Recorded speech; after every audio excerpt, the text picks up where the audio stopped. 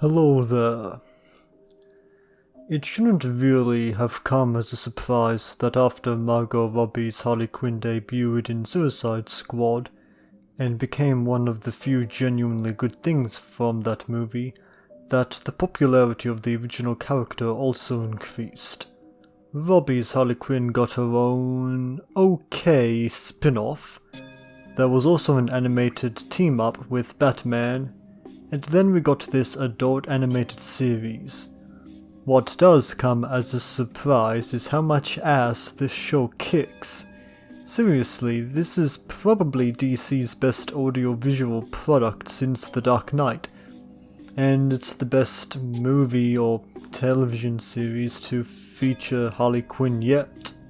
Our premise is that Harley Quinn is fed up with being the Joker's disposable pawn, and after being left to rot in Arkham Asylum for too long, she breaks up with the clown prince of crime and forms her own crew consisting of Poison Ivy, who refuses to acknowledge that she is on the team, Clayface, King Shark, Dr. Psycho, and Borgmon, and aims to be a better, or worse, villain than her ex-boyfriend. One thing that makes this series, or at least Season 1, work is how authentic these characters feel to their comic book counterparts. Being a comedy, everyone has to be funny, but it's done without compromising what makes these characters who they are.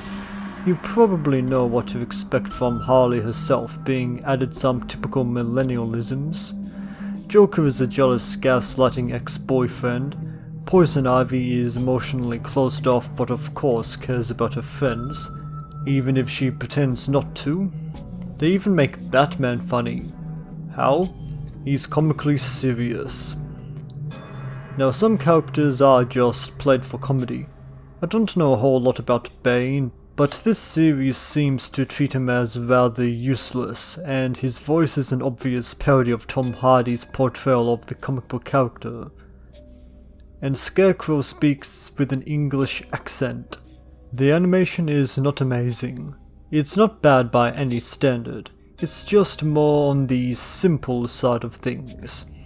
It's smooth and expressive and designed in that quasi-anime-esque style that Warner Brothers likes to use for its animated DC projects. Don't expect something on par with classic or Renaissance Disney or Studio Ghibli, but that probably works in Harley Quinn's favour. Because the animation is more or less on par with your standard superhero cartoon or shonen anime, it clashes so wonderfully with Harley Quinn's brutal violence and dirty cuss-filled dialogue. In a way, this series almost feels like something that would come from Kevin Smith with its raunchy dialogue and references to comic book minutiae. Seriously, after I wrote that out, I checked online just to make sure Smith had nothing to do with this. Did you know that he actually named his daughter Harley Quinn? I know someone who wants to name her son Jason Voorhees. The show actually draws its humor from a lot of different places, like the way that the characters themselves are written, how they contrast to their comic book counterparts, their current place in popular culture, and the general people's perception of them, the way that it deconstructs these characters and superheroes in general, and little Easter eggy bits of humor. The cast is, of course, pretty fucking great. Kaylee Kuroko consistently steals the show with her enthusiastic and gleefully foul-mouthed vocal performance as the psychiatrist turned supervillainess. I mean, damn, perhaps Kaylee Kuroko would have also made a great live-action version of Harley Quinn.